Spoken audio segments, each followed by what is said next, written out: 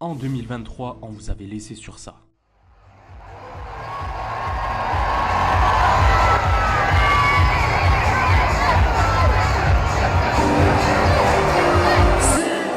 Aggiudica la Serie A Team 2022-2023 il Napoli! Buenas noches, muchas gracias.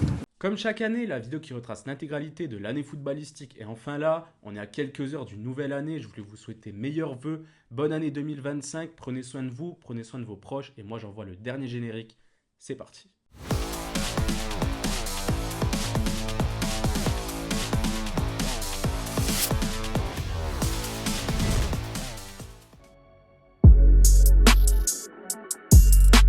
Comme d'habitude, cette année, c'est à nouveau le Real qui a dominé le football. Les merengues n'ont rien laissé à la concurrence avec un doublé Ligue des Champions en se montrant supérieur en tout point. Un parcours d'anthologie en éliminant Manchester City dans une double confrontation mémorable avant de venir à bout des Allemands du Bayern et de Dortmund. Une 15e Ligue des Champions grâce notamment à Vigny et à Kroos après une 36e Liga portée par la recrue et la nouvelle star Jude Bellingham. En Angleterre, la bataille a encore fait rage, mais c'est à nouveau Manchester City qui a remporté la Première Ligue pour la 4e fois consécutive, un record. Et en Italie, l'Inter a écrasé le championnat avec seulement 2 défaites, exactement comme le PSG pour la première de Luis Enrique, qui aura essuyé beaucoup de critiques, mais qui a ramené le club en demi-finale de Ligue des Champions après cette double confrontation face au Barça. Enfin, la sensation de la saison, c'est le Bayer Leverkusen qui réussit l'incroyable exploit de remporter la Bundesliga après 11 ans d'hégémonie du Bayern, le tout en étant invaincu en remportant la DFB Pokal face à la surprenante équipe de Kaiserslautern en D2 et à 2 doigts de faire le triplé si l'Atalanta n'était pas venu les battre en finale de la Ligue Europa. En Conference League, c'est l'Olympiakos qui a remporté la compétition face à la Fiorentina. On a aussi un petit mot pour le Sporting qui a réussi à atomiser tout le championnat porté par le meilleur buteur de cette année, Victor Gyökeres, un succès qui aura valu le départ de son entraîneur Ruben Amorim qui a signé avec Manchester United. Du point de vue international, l'Espagne remporte l'Euro et les JO, l'Argentine sa deuxième Copa América consécutive et la CAN pour la Côte d'Ivoire après un parcours historique que vous pouvez retrouver sur notre chaîne. En Amérique du Sud, c'est Fluminense qui prend la Copa Libertadores et le Racing qui remporte la Copa Sudamericana. Enfin, au niveau féminin, les États-Unis s'adjugent les JO et le FC Barcelone a encore dominé en remportant la Ligue des Champions. Le Napoli, magnifique champion en 2023, a terminé la saison 2023-2024 à la 10e place. Heureusement cette saison, le Napoli dirigé par Antonio Conte se rattrape très bien. Quant à Sassuolo, le club a connu la relégation pour la première fois depuis 11 ans, ce qui n'est pas encore le cas pour Séville et Valence, mais ces saisons font peur notamment pour le club de Valence. Un peu pareil pour Gladbach, 14e, et le Bayern, lui, a connu une saison blanche pour la première fois depuis 11 ans. Une saison catastrophe pour eux qui ont entamé un nouveau cycle avec Vincent Kompany. L'OM et Rennes, eux, n'ont pas été les locomotives attendues en Ligue 1, terminant 8e et 10e de Ligue 1. Chelsea et ses 20 000 recrues ont fini malgré tout 6e avec un beau projet qui avance bien, mieux que celui de Manchester United, toujours dans la crise, 8e la saison dernière et dernier de son groupe de Ligue des Champions. Même idée pour l'Ajax, éliminé en poule de Ligue Europa et qui a connu l'une des pires saisons depuis très longtemps. Une petite pensée quand même aux Girondins de Bordeaux qui ont connu la rétrogradation en National 2, une énorme perte pour le football français. Comme d'habitude, on a eu le droit à des équipes qui nous ont surpris cette année. L'Atalanta, les Leverkusen évidemment qui s'installent comme des vraies grandes équipes européennes. Ensuite, Girona qui a bien failli jouer les troubles faits en Liga en se joignant à la lutte pour le titre portée par des joueurs qui se sont aussi révélés comme Dovbyk, Savio, parti à City ou encore Yann Couto qui a rejoint Dortmund. Et on n'oublie pas l'Athletic Club qui a remporté la Copa del Rey avec un grand Nico Williams tout au long de la saison et qui a juré fidélité encore une année au Basque. En Italie, il y a eu l'émergence de Thiago Motta avec son équipe de Bologne qui l'a qualifié pour la Ligue des Champions avec un jeu très attrayant. Un exploit remarquable pour lui qui doit maintenant prouver à la Juve. Dans la même veine, Stuttgart a obtenu la 2e place de Bundesliga devant le Bayern avec aussi le petit club d'Heidenheim qui s'est qualifié pour la Conference League. Une magnifique histoire comme celle du Stade Brestois, 3e de Ligue 1 et qui vient rêve éveillé en Ligue des Champions, eux qui sont très proches de se qualifier en 8e de finale. J'ai aussi un petit mot pour l'équipe de Saint-Marin qui a gagné le 2e match de son histoire cette année, 20 ans après le premier face au Liechtenstein, que des belles histoires. L'équipe, je fais juste une petite pause dans la vidéo pour parler un peu de nous. D'abord pour vous remercier car 2024 a été une année absolument folle pour nous. On a réussi à accomplir pas mal de choses et beaucoup de nos projets. Couvrir l'Euro 2024 sur place, réaliser un reportage sur un match de Coupe de France, avoir nos premières accréditations, réaliser une émission sur Plateau TV et se lancer sur Twitch. On atteint les 28 000 abonnés sur YouTube. Plus de 20 000 passionnés ont rejoint le compte du pub cette année. On est 75 000 sur Instagram et 12 000 sur Twitter où on parle tous les jours de football entre passionnés. On a commencé l'année avec la CAN sur YouTube avant de lancer notre propre jeu sur le foot. On a raconté des histoires dont celle de Florentino Pérez qui vous a beaucoup plu, avec l'un de nos records de vues de la chaîne. On a rencontré des personnes formidables qui nous ont beaucoup aidés cette année. Valentin, Yaya, les deux de Astro, Ben que j'ai pu rencontrer sur Madrid, Scipion, Recoba, Alan avec les 12 coups d'FD, sans oublier toutes les autres personnes qui soutiennent Football Day, David de FrenchPL, Ous et plein d'autres encore. Presque une vidéo par semaine on a sorti tout au long de l'année, dont 10 en 4 jours pour vous analyser chaque équipe avant le début de la saison. Bref, c'était une année chargée pour nous, merci du fond du cœur pour le soutien et on vous le promet, ce n'est que le début, on revient encore plus fort pour 2025 car ça sera l'année de Football Day. L'événement foot de cette année, c'était forcément l'Euro 2024 en Allemagne, un événement qui nous a occupé une bonne partie de l'année avec des previews de chaque poule, des matchs à élimination directe et je remercie d'ailleurs encore l'ensemble de nos merveilleux intervenants. J'ai pu couvrir une partie de l'événement sur le terrain, directement en Allemagne avec 2 amis proches, j'ai pu réaliser le rêve d'une vie, dans un premier temps vivre cette expérience en tant que supporter de la Squadra Azzurra et dans un deuxième temps comme journaliste et ça c'est vraiment grâce à vous. Mais pour parler du tournoi en lui-même, on a réalisé une vidéo retraçant l'entièreté de la compétition, mais brièvement on peut dire que cet Euro nous a un peu déçus. Un niveau globalement assez faible et surtout une sensation que les joueurs étaient complètement cramés. On retiendra le match d'ouverture le plus prolifique de l'Euro avec un tournoi magnifique de Wirtz et Musiala, le but le plus rapide de l'Euro, le buteur le plus âgé et Lamine Yamal, plus jeune participant, buteur et vainqueur. Yamal a permis à l'Espagne de remporter son 4e Euro et s'est affirmé comme la nouvelle star du football mondial. Les grands ont déçu, à commencer par la France, incapable de marquer, la Belgique, la Croatie, l'Italie ou encore l'Angleterre, en partie avec un jeu proche du néant. Bravo quand même aux belles surprises, la Suisse, la Turquie, la Roumanie et la Géorgie. Un Euro qui n'aura pas vraiment marqué les esprits, à part peut-être grâce à son gagnant. L'Espagne a impressionné l'Europe avec une magnifique manière de jouer, plus direct grâce aux flèches Yamal et Nico Williams. Même Fabian Ruiz a été excellent. Une victoire méritée dans un événement qui n'a pas tenu toutes ses promesses. C'est l'heure de rappeler les noms des tout meilleurs joueurs de l'année et le plus fort cette année a été le Ballon d'Or Rodri, véritable sensation, scandale pour certains, mais ce Ballon d'Or vient récompenser un joueur de l'ombre, le joueur le plus important de l'Espagne, championne d'Europe et de Manchester City, et donc une vision du football. Regardez juste l'impact de son absence sur l'équipe de Pep Guardiola, c'est totalement lunaire. Bon, Vinicius aurait bien sûr mérité et ça s'est joué à rien, peut-être à 1 ou 2 mauvais comportements et à la concurrence dans son propre club avec Bellingham, Carvajal ou encore Kroos, mais pas de panique, cette année il s'est contenté du prix The Best.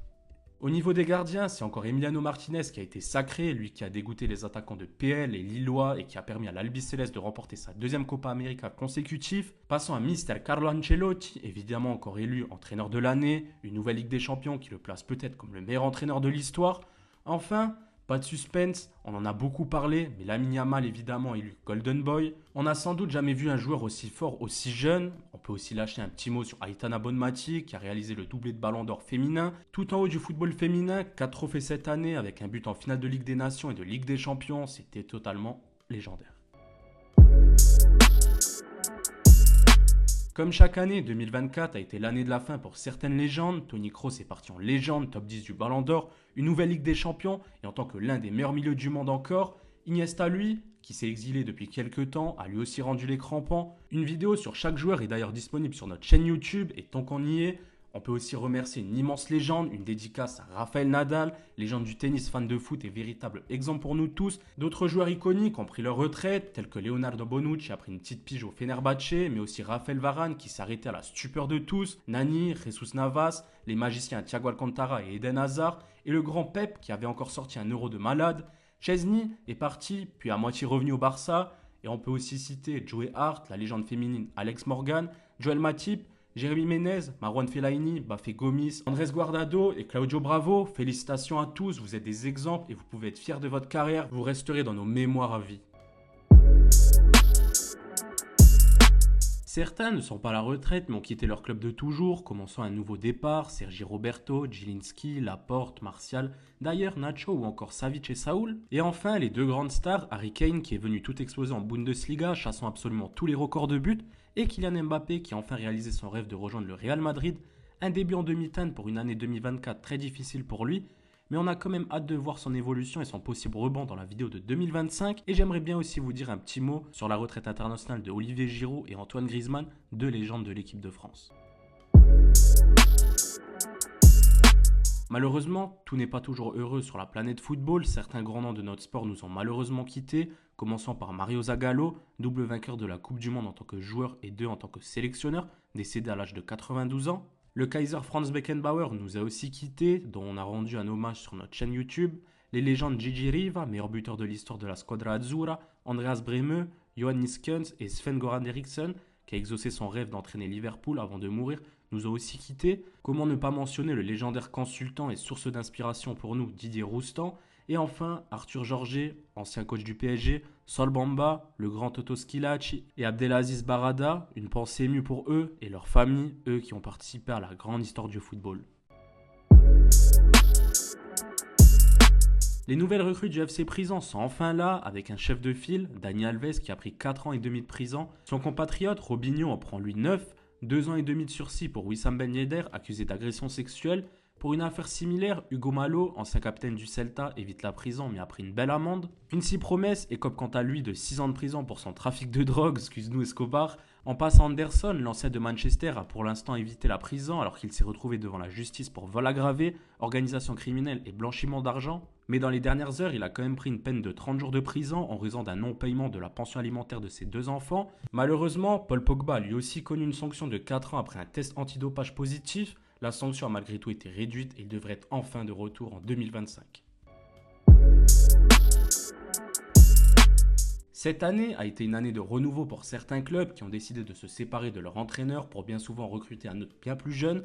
Et oui, la jeunesse a pris le pouvoir. D'abord avec Max Allegri qui s'en est allé après un moment totalement what the fuck en finale de Coppa Italia. Mais bordel, ça a été la meilleure nouvelle de cette année 2024. Quelle libération, quelle satisfaction. Ensuite, on a eu l'histoire de Xavi qui annonce son départ, puis finalement Laporta veut le garder et au final il est limogé. Enfin bref, un autre bourbier au Barça qui nous a tous bien fait rire. Puis le départ qui a déchiré pas mal de cœurs, celui de Jürgen Klopp après 9 ans d'une histoire magique à Liverpool. Un entraîneur légendaire qui ne devrait d'ailleurs plus entraîner après sa signature avec le groupe Red Bull.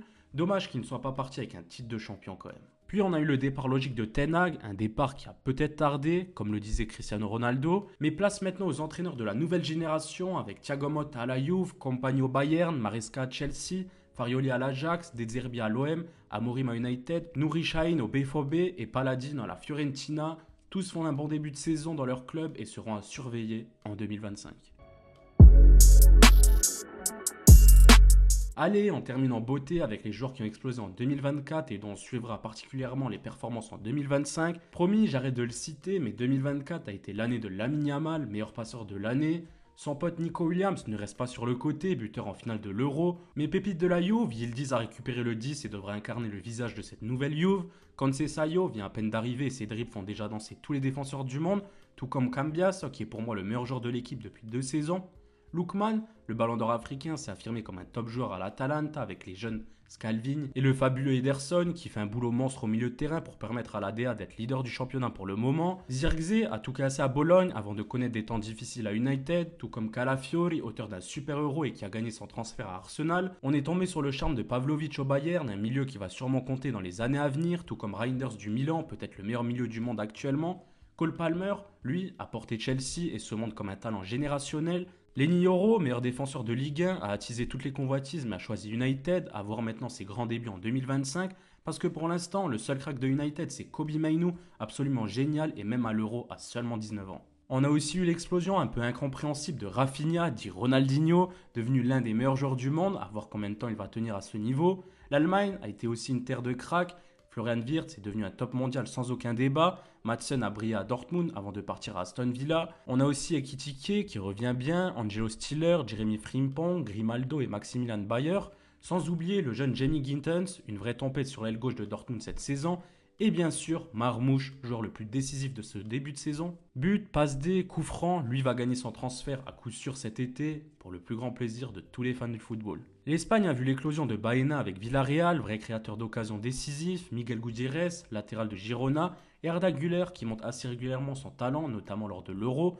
Enfin, on n'est pas en reste en France avec Warren Zaïre-Emery, vraie sensation qui connaît par moments des périodes plus difficiles. Il y a aussi William Pacho, arrivé comme un inconnu et qui a mis tout le monde d'accord, Lucas Chevalier, le jeune gardien le plus convoité d'Europe, les monégasques Akliouche et Ben Seguir, les 2 joueurs hyper techniques, ish. Et comme ça a été notre marqueur cette année, on termine cette vidéo par le Viking, Victor Gyökeres. Meilleur buteur de l'année avec le Sporting, on a fait sa propagande toute l'année et on a eu raison, tout le monde se l'arrache maintenant. Allez jeter un œil à sa vidéo dédiée pour comprendre l'explosion du géant suédois. On donne rendez-vous à tout ce beau monde en 2025 pour continuer de suivre leur évolution et toujours nous faire rêver davantage. Voilà l'équipe, la vidéo touche à sa fin, on espère que vous avez kiffé. En tout cas, c'était un régal de refaire cette vidéo. Franchement, c'est un petit classique chaque année, ça fait plaisir. Ça a été une année riche en émotions, riche en football. Un peu moins pour Bordeaux, les Bordelais vont m'excuser, mais ça a été assez compliqué pour eux. Mais pour Football Day, ça a été totalement dingue. J'ai réalisé plein de vœux que je voulais, des rêves que j'avais. C'était une folie. Être journaliste, couvrir un match, avoir des accréditations, couvrir l'Euro 2024. Franchement, c'était fou. Et en tant que supporter aussi, ça, c'était vraiment, vraiment dingue.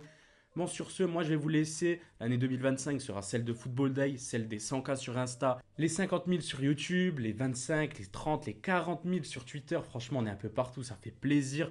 Sur ce, prenez soin de vous, prenez soin de vos proches, profitez bien, mais toujours avec modération. Sur ce, nous, on se retrouve l'année prochaine. Bonne année l'équipe!